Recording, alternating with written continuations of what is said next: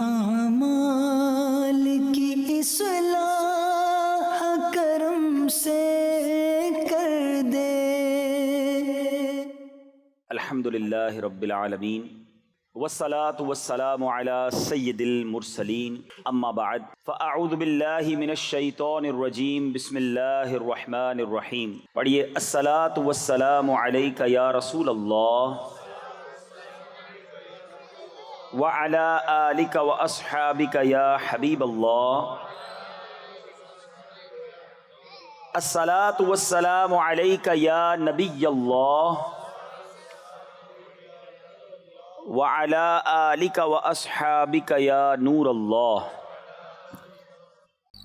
درود پاک پڑھنے کے بے شمار فضائل و برکات ہیں، بہت ساری احادیث فضائل درود میں ملتی ہیں اور بہت سارے واقعات بھی ملتے ہیں۔ ایک بڑا ایمان افروز واقعہ، بنی اسرائیل میں ایک شخص تھا اور وہ 200 سال تک، اس کی عمر بہت طویل تھی، 200 سال تک وہ اللہ کی نافرمانی کرتا رہا، 200 years۔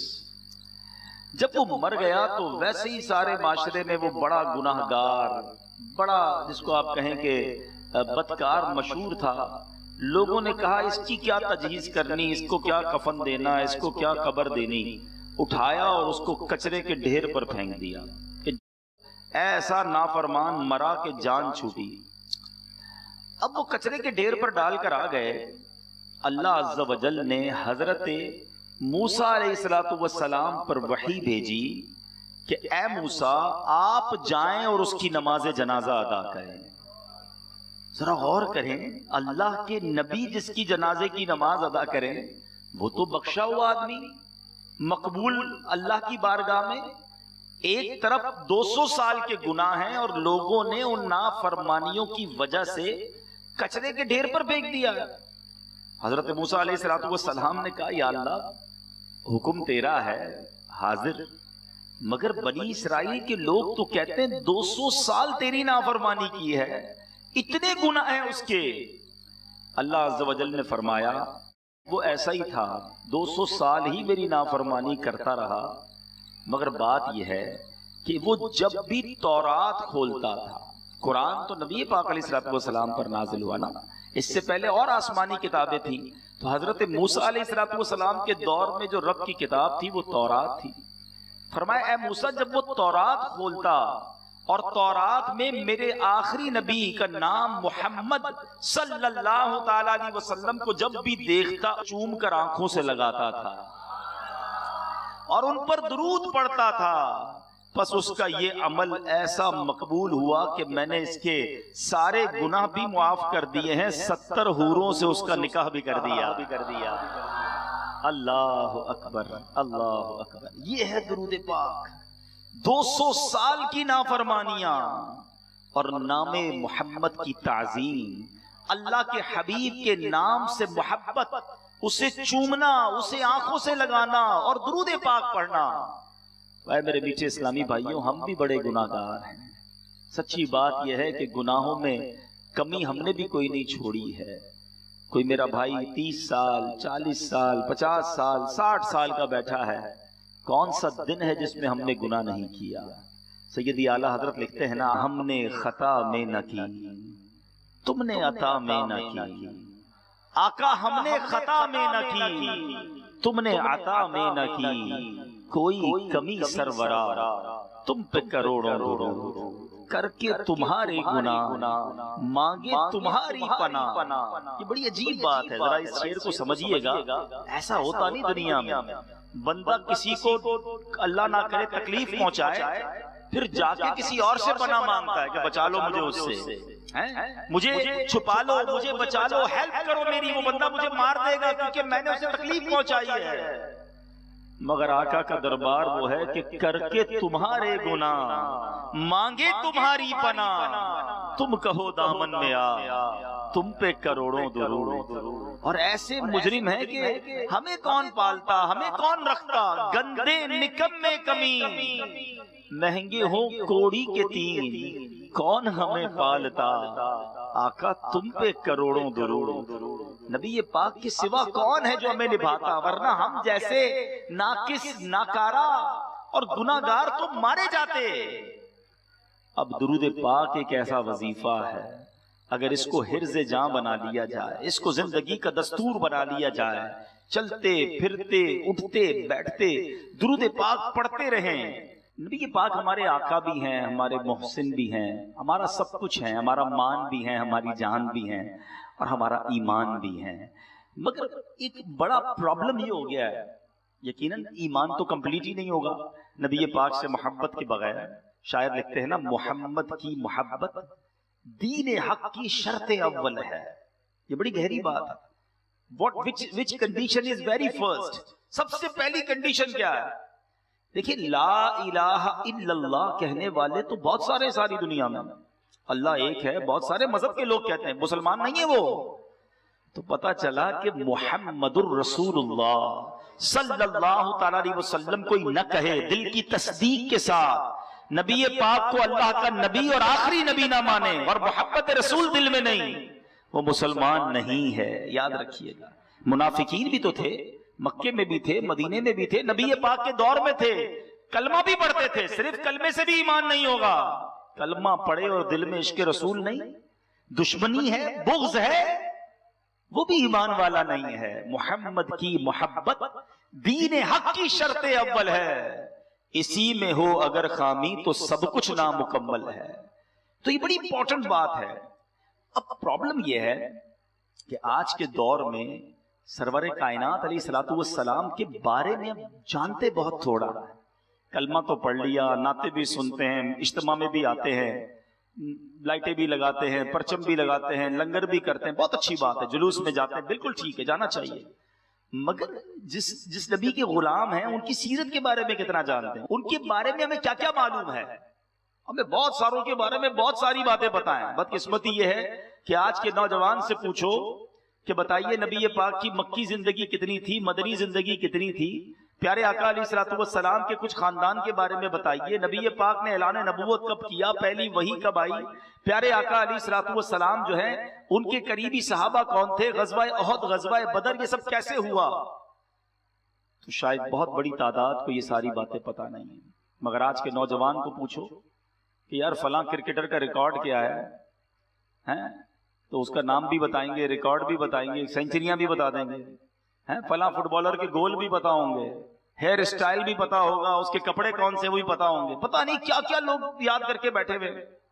اللہ کے بندو، جس نبی کا کلمہ پڑھا، جس کا امتی ہو، جنہوں نے کام آنا ہے، ان کے بارے میں کچھ نہیں پتا۔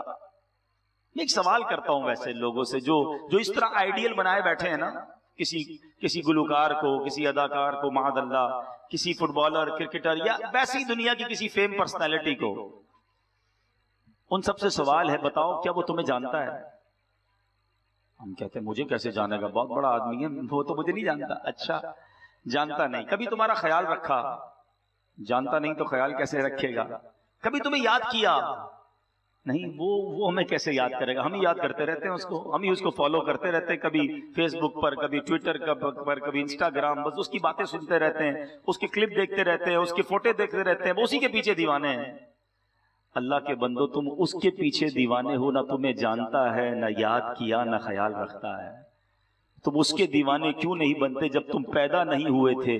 1450 سال پہلے جب ان کی ولادت ہوئی تو رب حبلی امتی کہتے ہوئے پیدا ہوئے، جو پیدا ہوتے وقت بھی تمہیں یاد کرتا رہا۔ ارے مدینے میں اور مکے میں راتوں کو جاگ جا کر اللہ کی بارگاہ میں آنسو بہا بہا کر وہ آقا ہمیں یاد کرتے رہے، آج قبر منور میں ہمیں یاد کر رہے ہیں، اور محشر کے دن بھی تلاش کر کر کے جنت میں ہمیں ساتھ لے جائیں گے۔ سبحان اللہ، ایسے حبیب جو ہمیں کبھی نہ بھولے۔ آج امتی ایسا لگتا ہے اپنے آقا کو بھلا بیٹھا ہے۔ سیدی اعلیٰ حضرت کا پیغام سنو، آپ فرماتے ہیں جو نہ بھولا ہم غریبوں کو رضا، ایٹ اینی لیول، کسی بھی جگہ پر پیارے آقا امتیوں کو نہیں بھولے۔ امتی ایسا لگتا ہے کہ پریکٹیکلی بھولتا جا رہا ہے، زبانی تو ہے یار، پریکٹیکل میں کہیں نبی پاک کی تعلیمات نظر نہیں آ رہی۔ جو نہ بھولا ہم غریبوں کو رضا، یاد اس کی اپنی عادت کیجئے. ہمیں اپنی انداز میں، اپنی گفتار میں، اپنے کردار میں اپنے آقا علیہ الصلوۃ والسلام کو شامل کرنا ہے، ان کی عادتوں کو شامل کرنا ہے. جو مجھے سن رہے ہیں، میں کچھ مختصر، یقیناً پیارے آقا کی سیرت کو بیان کرنا کسی کی اوقات ہی نہیں ہے. وہ ساری زندگی بیان کرتا رہے تو بیان نہیں کر سکتا. وہ شاعر لکھتے ہیں نا، زندگیاں ختم ہوئیں اور قلب ٹوٹ گئے، آقا تیرے اوصاف کا ایک باب بھی پورا نہ ہوا. دلدار بڑے آئے، محبوب بڑے دیکھے، جو دیکھے سبھی تیرے قدموں میں پڑے دیکھے. ارباب نظر کو کوئی ایسا نہ ملے گا، بندے تو بہت مل جائیں گے پر آقا نہ ملے گا. تاریخ اگر ڈھونڈے گی ثانی محمد. کیا کمال کی بات لکھی ہے شعر میں. کئی لوگوں کے ثانی، ریپلیکا، ان کے بعد ان کی خلا پورے کرنے والے آئی جاتے ہیں. لوگ کہتے ہیں یار یہ فلاں تھا، اس کے بعد یہ آ گیا. تاریخ اگر ڈھونڈے گی ثانی محمد، ثانی تو بڑی چیز ہے، سایہ نہ ملے گا. تو اب نبی پاک کی سیرت بیان کرنا نہ اوقات ہے نہ الفاظ ہیں، مگر کچھ معلومات میں اضافہ ہو. آج سب سے پہلے نبی پاک علیہ الصلوۃ والسلام کے کچھ نسب کو سنتے ہیں. آپ سے میں پوچھوں بتائیے آپ کا نام کیا، آپ نام بتائیں گے. والد کا نام کیا بتائیے. دادا کا نام بھی شاید پتا ہوگا، کسی کو اپنے پردادا کا نام بھی پتا ہوگا. کیا نبی پاک کے خاندان کے بارے میں جانتے ہیں؟ ہمیں پتا ہونا چاہیے، ہماری معلومات ہونی چاہیے. نبی پاک علیہ الصلوۃ والسلام کا جو نسب نامہ ہے اپنے والد کی طرف سے کیا ہے؟ پیارے آقا علیہ الصلوۃ والسلام حضرت محمد صلی اللہ تعالی علیہ وسلم بن عبداللہ، یہ نبی پاک کے والد کا نام. بن عبد المطلب، یہ دادا کا نام. بن ہاشم، یہ پردادا کا نام. بن عبد مناف، یہ ان کے والد. اب اسی طرح سلسلہ آگے چلے گا، آگے چل کر یہ دونوں سلسلے ایک ہو کر بن عدنان تک پہنچتے ہیں. اس کے بعد سبحان اللہ تمام مورخین کا اتفاق ہے کہ عدنان حضرت اسماعیل علیہ الصلوۃ والسلام کی اولاد میں سے ہیں. حضرت اسماعیل حضرت ابراہیم خلیل اللہ علی نبینا علیہ الصلوۃ والسلام کے فرزند ارجمند ہیں. نبی پاک کا نسب نامہ، آقا کا جو سارا خاندان ہے، حضرت آدم سے لے کر نبی پاک تک ہر دور میں میرے آقا کے جو نسب میں والدین اور جد رہے، سارے پاک، سارے اشرف، سارے بلند خاندان والے رہے. پاکیزہ جوڑوں میں نبی پاک کا نور آتا گیا. اور سبحان اللہ پھر ربیع الاول کی وہ رات آئی، وہ 12ویں شب آئی، بی بی آمنہ کے وطن سے تشریف لائے اور اس سارے عالم کو جگمگ جگمگ کر دیا. سبحان اللہ پیارے آقا کا جو نسب و شرافت ہے تمام دنیا کے خاندانوں میں سب سے اشرف و اعلیٰ ہے. اور یاد رہے حضرت ابو سفیان ایمان نہیں لائے تھے تو اب اس وقت کفر کی حالت میں بادشاہ ہرقل دوم کے جب دربار میں گئے تو اس حقیقت کو اعتراف کیا، یعنی دشمن بھی مانتے تھے. اس وقت وہ دشمنوں کی طرف سے آئے تھے، مگر بادشاہ کے دربار میں کہتے ہیں یہ محمد یعنی نبی جو ہیں یہ عالی خاندان والے ہیں. نبی پاک کے خاندان پر دشمن بھی انگلی نہ اٹھا سکتا تھا. پیارے آقا علیہ الصلوۃ والسلام نے خود فرمایا، مشکات شریف کی حدیث ہے، سرور کائنات فرماتے ہیں اللہ تعالیٰ نے حضرت اسماعیل کی اولاد میں کنانا کو برگزیدہ بنایا. One of the top level کے جو لوگ تھے حضرت اسماعیل کی اولاد میں وہ کنانا تھے. کنانا سے قریش کو چنا اور قریش میں سے بنی ہاشم کو منتخب فرمایا اور بنی ہاشم میں سے مجھ کو چن لیا. اب اس پر بھی اعلیٰ حضرت کا شعر سنا دوں، پتا چلے میرے رضا کی نظر کہاں کہاں تک ہے. یہ ذرا سنا نا آپ نے کہ ہر خاندان سے، ہر قبیلے سے ون آف دا ٹاپ خاندان کو چنا گیا اور وہاں سے نبی پاک کو چنا گیا. یہ انتخاب، یہ چننے کو ذرا ذہن میں رکھیے گا. اعلیٰ حضرت کہتے ہیں ذات ہوئی انتخاب، وصف ہوئے لاجواب. ذات ہوئی انتخاب، وصف ہوئے لاجواب، نام ہوا مصطفیٰ، تم پہ کروڑوں درود. کیا بات ہے نبی پاک علیہ الصلوۃ والسلام کی.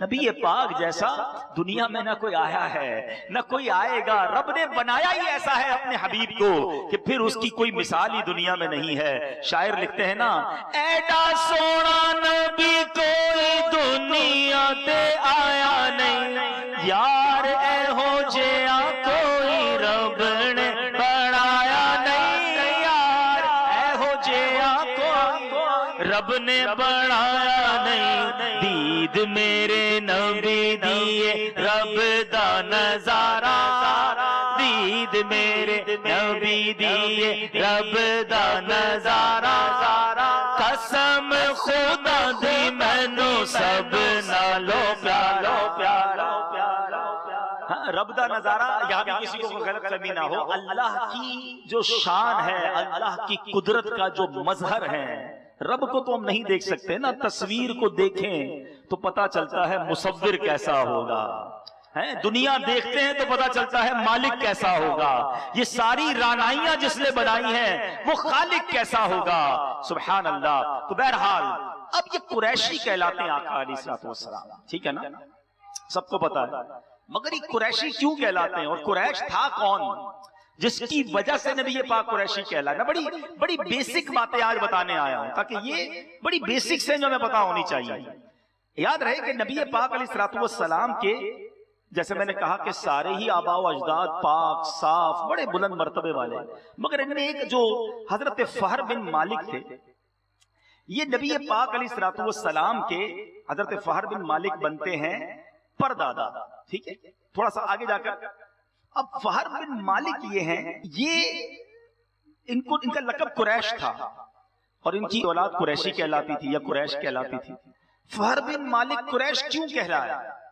اس کی وجہ یہ تھی کہ قریش ایک سمندری جانور کا نام ہے جو چھوٹے چھوٹے جانوروں پر غالب آ جاتا تھا، یہ بڑے شجاعت والے تھے، بڑے بہادر تھے اور اپنی وجاہت اور اپنی شجاعت کی وجہ سے سارے قبائل عرب پر غالب آ جاتے، اس لیے آپ کو قریش لقب مل گیا اور آپ کی اولاد جو ہے وہ قریشی کہلائی۔ تو پتہ چلا فہر بن مالک جو تھے وہ قریش کہلائے اور اس کی وجہ سے ان کی اولاد اور پورا قبیلہ قریشی بن گیا۔ اچھا، اسی طرح ہاشم کیوں کہتے ہیں بھائی اور کس کی وجہ سے نبی پاک ہاشمی ہیں؟ چلے یہ بھی آج سمجھ لیں، پیارے آقا کے پردادا ہاشم، فہر بن مالک بھی نبی پاک کے آباء و اجداد میں سے تھے مگر پردادا تھے ہاشم۔ ہاشم ان کا نام نہیں تھا، ان کا نام تھا عمر، بڑے سخی تھے، بڑے بہادر تھے، غریبوں کی مدد کرنے والے تھے۔ ہاشم کا ترجمہ ہے کہ روٹیوں کا چورا کرنے والا۔ ہوا یہ کہ حج کے دنوں میں حاجی آئے، کھانا کم تھا، آپ نے بہت ساری روٹیاں منگوائیں، اس کا چورا کیا، اونٹ کے گوشت کا شوربہ بنایا اور روٹیوں میں اس شوربے کے ساتھ سرید بنایا اور حاجیوں میں تقسیم کرنا شروع کر دیا۔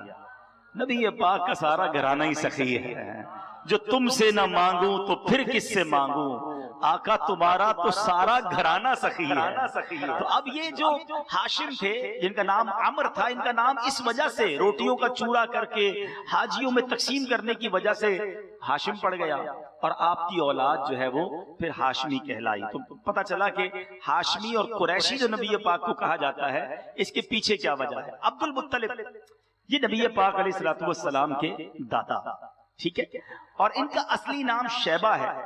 بڑے نیک، نفیس اور عابد و زاہد تھے، غار حرا میں کھانا پانی لے جاتے اور کئی دنوں تک وہاں عبادت میں مصروف رہتے، اللہ کی یاد میں گم رہتے، رمضان میں اکثر حصہ غار حرا میں گزارتے، بتوں کی پوجا نہیں کرتے تھے، حالانکہ نبی پاک دنیا میں نہیں آئے تھے مگر دل میں وہی اللہ کی وحدانیت کا نور تھا۔ اور آپ کے بارے میں آتا ہے کہ ان کی پیشانی میں نبوت کا نور چمکتا تھا، کیونکہ آپ ہی کے ذریعے آگے نسل چلی نا، پھر آپ کے والد عبداللہ اور پھر نبی پاک کی ولادت ہوئی اور آپ کے بدن سے خوشبو آیا کرتی تھی۔ اہل عرب کو جب کوئی پرابلم ہوتی تھی، کوئی مشکل آتی تھی تو حضرت عبد المطلب کے پاس آتے تھے، دعا کرواتے تھے، وہ دعا کرتے تھے، ان کی مشکلیں حل ہو جایا کرتی تھی۔ اب آپ کے بارے میں آتا ہے، اب وہ تاریخی واقعہ، اب آتے ہیں، تھوڑا سا خاندان کی بات ہو گئی، اب ذرا ولادت مصطفیٰ کا قریب کا وقت آ گیا ہے۔ آقا کی آمد سے پہلے کیا کیا ہوا چند جھلکیاں آپ کو بتاتا ہوں۔ جس طرح سورج کے نکلنے سے پہلے ستاروں کی روپوشی ہو جاتی ہے، رات 12-1 بجے تک ستارے بڑے نظر آتے ہیں، جب 3 بج جائے نا آپ دیکھیں تارے غائب ہونے لگ جاتے ہیں، کیونکہ اب سورج کی آمد ہونے والی ہے۔ صبح صادق کی پہلے سفیدی آتی ہے، شفق کی سرخی نکلتی ہے اور پھر سورج کی آمد ہوتی ہے۔ اسی طرح اب آفتاب رسالت کے طلوع کا زمانہ آ رہا تھا، اطراف عالم میں عجیب و غریب واقعات رونما ہونے لگے جو ساری کائنات کو جھنجھوڑ کر یہ بتا رہے تھے کہ اب رسالت کا آفتاب طلوع ہونے والا ہے۔ اصحاب فیل کا واقعہ ہوا، اسی طرح ایک زبردست بارش ہوئی۔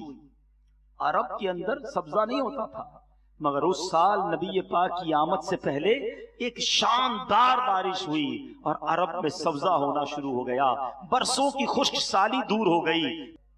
مجوسیوں نے، آتش پرستوں نے 1000 سال سے ایک آگ جلائی ہوئی تھی، وہ بجھنے نہیں دیتے تھے۔ ان کا دعویٰ تھا، ان کا یہ جس کو کہیں کہ اپنے آپ پر فخر تھا، 1000 ایئر ہو گئے ہم نے اس آگ کو نہیں بجھنے دیا، ہر وقت جلاتے رہتے ہیں، جلاتے رہتے۔ خیال کرتے تھے آقا کی ولادت سے پہلے 1000 سال والی آگ بھی بجھ گئی۔ پھر کسرا کے محل میں زلزلہ آیا، بڑے بڑے کرو فر والے فرعون کا ذہن رکھنے والے ان کے محلوں میں زلزلہ آیا۔ اسی طرح ہمدان اور کم کے درمیان 6 میل لمبے چوڑے بحر ساوا کا یکایک خشک ہو جانا، کوفہ اور شام کے درمیان وادی میں سبابا کی خشک ندی کا جاری ہو جانا، یہ سب کائنات کو ایک خوشخبری دی جا رہی تھی کہ مبارک ہو وہ شاہ پردے سے باہر آنے والا ہے، مبارک ہو وہ شاہ پردے سے باہر آنے والا ہے، گدائی کو زمانہ جس کے در پر آنے والا ہے۔ سبحان اللہ، سرکار کی آمد، آقا کی آمد، حضور کی آمد، پر نور کی آمد، اول کی آمد، آخر کی آمد، پیارے کی آمد، سرور کی آمد، مرحبا یا مصطفیٰ، مرحبا یا مصطفیٰ۔ اب نبی پاک علیہ السلام 12 ربیع الاول کا دن ہے، صبح کو بھی نوازا، رات کو بھی نوازا۔ علماء نے بڑی ڈیبیٹ کی ہے کہ پیارے آقا دن کے وقت پیدا کیوں نہیں ہوئے، رات کے وقت پیدا کیوں نہیں ہوئے؟ کہا دن کے وقت پیدا ہوتے تو رات محروم رہ جاتی، رات کے وقت پیدا ہوتے تو دن محروم ہو جاتا۔ صبح صادق کا وقت وہ ہے کہ رات بھی جا رہی ہے اور صبح بھی آ رہی ہے، رحمت للعالمین ہے نا۔ علماء نے کہا کہ نبی پاک جو ہے وہ پیر کے دن کیوں پیدا ہوئے؟ جمعہ کا دن افضل ہے، مبارک ہے، سردار کہا گیا۔ کمال کی بات، علماء نے حکمت، اللہ کی حکمت رب جانے، فرمایا جمعے کے دن پیدا ہوتے اور کوئی جمعے کے دن کی تعظیم کرتا تو لوگ کہتے جمعہ تو پہلے ہی تعظیم والا تھا، الگ سے دن ہو تاکہ الگ سے تعظیم کی جائے۔ تجھے یک نے یک بنایا، تجھے یک نے یک بنایا۔ اور پوچھو اعلیٰ حضرت سے، پیر کو دن کو فارسی میں کہتے ہیں دوشنبہ، اعلیٰ حضرت کہتے ہیں واقعی جمعے کا دن بڑا عبادت والا ہے، بڑی رحمت والا ہے، گناہ گاروں کی بخشش والا ہے۔ اللہ اللہ، مگر اعلیٰ حضرت کہتے ہیں میں بتاتا ہوں پیر کا دن کیا ہے۔ فرماتے ہیں جمعہ مکہ تھا عید اہل عبادت کے لیے، جمعہ مکہ تھا عید اہل عبادت کے لیے۔ مجرموں آؤ یہاں عید دوشنبہ دیکھو، آؤ مدینے میں پیر کے دن کا نظارہ دیکھو۔ آقا ہر پیر کو روزہ رکھتے، لوگ ہم سے پوچھتے میلاد کیوں مناتے ہو، لوگ ہم سے پوچھتے دن کیوں مناتے ہو، ارے ہم تو سال میں کچھ دن مناتے ہیں، آقا تو ہر ہفتے اپنا میلاد منایا کرتے، پیر کے دن روزہ رکھتے۔ صحابہ کہتے حضور آپ ہر پیر کو روزہ رکھتے ہیں، نبی پاک فرماتے ہیں پیر کے دن ہی میں پیدا ہوا تھا۔ میں دعا کرتا ہوں اللہ سے اللہ آپ کو اسی ربیع الاول میں مدینے کی حاضری عطا فرمائے۔ ارے پیر کے دن جاؤ مدینے میں، آج بھی 1450 سال گزر گئے ہیں، مسجد نبوی میں آج بھی دسترخوان بچھتا ہے، اہل مدینہ آج بھی پیر کے دن روزہ رکھتے ہیں۔ اور قربان جائیں امیر اہل سنت پر، یہ کیسی ہستی ہے جنہوں نے مدنی انعامات میں ہمیں عطا فرمایا کہ ہر پیر کو روزہ رکھنا ہے۔ آج بھی دعوت اسلامی والے والیاں مل کر ہزاروں عاشقان رسول ہر پیر کو روزہ رکھ کر گویا نبی پاک کی سنت پر بھی عمل کرتے ہیں اور میلاد بھی مناتے ہیں۔ اچھا اب عشق والی ایک اور بات بتاؤں، آقا نے مدینہ کیوں اختیار فرمایا؟ مکے میں ہی سب سے اللہ کا گھر مکے میں، مکے کا ذکر قرآن میں، مکے ہی میں نبی پاک رہتے، مکے ہی میں روزہ ہوتا آقا کا مزار شریف۔ فرمایا اگر مکے میں روزہ ہوتا تو لوگ کہتے ہیں کہ تو کعبے کی زیارت کو آئے ہیں ضمناً روزہ رسول پر بھی چلے جائیں گے۔ نہیں، اللہ کی رضا یہ ہے کہ محبوب کی بارگاہ میں حاضری کے لیے الگ سے سیپریٹ سفر کیا جائے۔ آپ جانتے ہیں مدینہ نبی پاک کے جانے سے پہلے کیسا تھا؟ اس کی ہواؤں میں بیماریاں تھیں، لوگ جاتے بیمار ہو جاتے تھے، ادھر کی آب و ہوا اچھی نہیں مانی جاتی تھی۔ نبی پاک مدینے جا کر دعا کرتے ہیں اے اللہ ہمارے مدینے کی ہواؤں میں برکت دے دے، اے اللہ ہمارے مدینے میں برکت عطا فرما، اے اللہ ہمیں مدینے سے ایسی محبت دے جیسے مکے سے محبت ہے, اس سے زیادہ محبت عطا فرما. مدینے کے پھلوں میں برکت عطا فرما. مدینے کے سا اور مد میں یہ پیمانے ہیں, ان سا اور مد میں بھی برکت عطا فرما. ذرا سنو آج مدینہ کیسا ہو گیا. وہ مدینہ جب آقا گئے نہ تھے بیمار ہو جاتا تھا بندہ, آج مدینے بیمار کو لے جاؤ اسے شفا مل جاتی ہے. پہلے مدینے کی ہوا میں بیماری تھی, نبی پاک نے قدم لگا دیے, مدینے کے غبار میں بھی شفا ہو گیا ہے. مولانا حسن رضا خان صاحب کا شعر ہے نا, فرماتے نہ ہو آرام جس بیمار کو سارے زمانے سے. سارے ہاسپٹل گھوم لیے ہو نا, سارے علاج کرا لیے ہوں, اب کدھر جائیں. نہ ہو آرام جس بیمار کو سارے زمانے سے, اٹھا لے جائے تھوڑی خاک ان کے آستانے سے. ارے نبی پاک کا در تو آج گناہوں کی بھی شفا ہے اور جسمانی بیماریوں کو بھی شفا ہے. اللہ اکبر. اب آقا دنیا میں تشریف لاتے ہیں, بچپن کے واقعات بھی بہت سارے ہیں. جی تو چاہ رہا ہے میں بیان کرتا جاؤں, میری عمر اسی کام میں صرف ہو جائے. ابھی تو ولادت سے پہلے کی باتیں ہوئی ہیں, کچھ ولادت کے بعد کی باتیں کروں, کچھ بچپن کی باتیں بتاؤں, کچھ اعلان نبوت سے پہلے کا ذکر کروں, غار حرا میں پہلی وحی کی کچھ بات کریں اور اس کے بعد جو زندگی ہے اس پر بات کریں.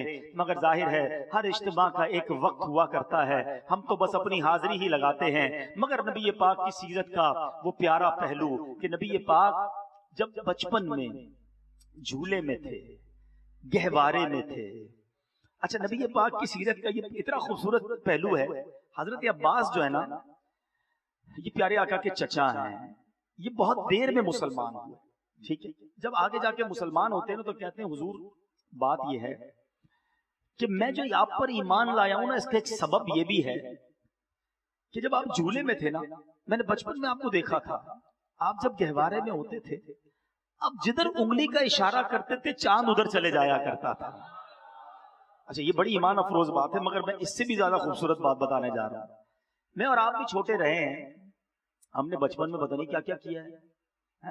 آپ سے کوئی کہے آپ جھولے میں یہ کرتے تھے, 1 سال کے تھے تو تم نے یہ کیا تھا, ہم شرمندہ ہو کے کہتے ہیں اچھا بھائی کیا ہوگا یار, اب ذرا عزت رکھ لو, سب کے سامنے نہیں بتاؤ. بچپن میں پتہ نہیں کیا کیا کیا, کس کو یاد ہے؟ 1-2 سال کی گہوارے کی باتیں. مگر میرے آقا کی شان دیکھو, آقا فرماتے میرے چچا ہاں میں جدھر اشارہ کرتا چاند ادھر جاتا, بلکہ چاند مجھ سے باتیں کرتا تھا, میں اس سے باتیں کرتا تھا, وہ میرا دل بہلاتا تھا. میں اللہ کی بارگاہ میں چاند کے سجدہ کرنے کی آواز سنتا تھا. یہ احادیث کا مضمون میں نے آپ کو بیان کیا ہے.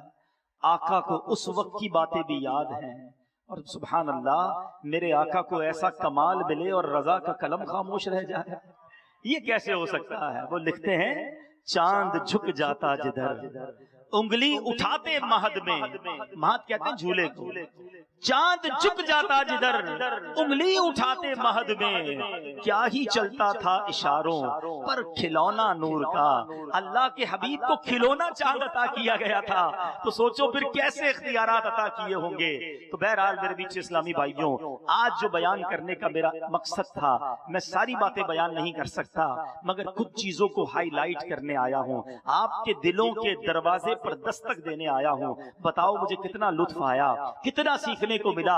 نبی پاک کے خاندان کے بارے میں بھی پتا چلا, آقا کے جو خاندان کے لقب ہے ہاشمی قریشی, اس کے بارے میں بھی پتا چلا. اب مجھے بتاؤ, یہ سب باتیں پہلے نہیں پتا ہونی چاہیے تھی, ہمیں سیکھنا چاہیے. اور خاص طور پہ میں ایک دعوت دینے آیا ہوں کہ ربیع الاول کے مہینے میں خدا را 30 دن دے دو, نبی پاک کی سیرت کو پڑھ لو. مرنے سے پہلے ایک بار تو جان لو کہ جس کا میں امتی ہوں ان کی حیات میں کیا کیا ہوا, کیا ان کی عادتیں تھیں, وہ دکھتے کیسے تھے, وہ بولتے کیسے تھے, ان کا انداز کیا تھا, ان کی عادتیں کیا تھیں, وہ اخلاق ان کے کیسے تھے, ان کی زندگی میں کیا کیا پیچ و خم آئے. ہم نہیں جانیں گے تو کون جانے گا. تو ایک مہینہ, کچھ دن, کچھ گھنٹے روز کے, آدھا گھنٹہ نکالیں. میں کتاب کا نام بھی آپ کو بتا دیتا ہوں, میں اسی کتاب سے بیان کیا ہے. کتاب کا نام ہے سیرت مصطفیٰ, ایک ہی جلد میں کتاب ہے, اور یہ حضرت عبد المصطفیٰ اعظمی صاحب نے لکھی ہے. مکتبۃ المدینہ سے آپ کو مل جائے گی, آپ خرید نہیں سکتے, بغیر پیسوں کے انٹرنیٹ سے ڈاؤن لوڈ کر لیں دعوت اسلامی کی ویب سائٹ. ہمیں پیسے نہیں چاہیے, ہمیں آپ کو علم سکھانا ہے, نبی پاک کی سیرت دل میں اتارنی ہے, کیونکہ وہ دل میں اتر گئی نا, اور یہ پڑھا ہوا ہوگا, یاد ہوگا, تو جھوٹ بولنے سے پہلے خیال ہو جائے گا کہ آقا تو سچ بولتے تھے. لڑائی جھگڑا کرنے سے پہلے خیال ہو جائے گا کہ سلام اس پر کہ جس نے گالیاں سن کر دعائیں دی.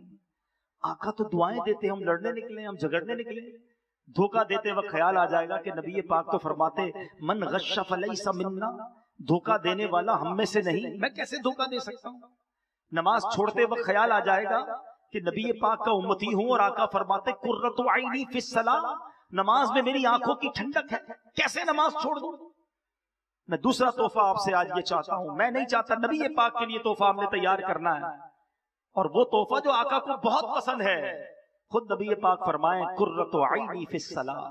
سب پکی سچی نیت کر لو، کچھ بھی ہو جائے آج کے بعد ہماری کوئی نماز قضا نہیں ہوگی.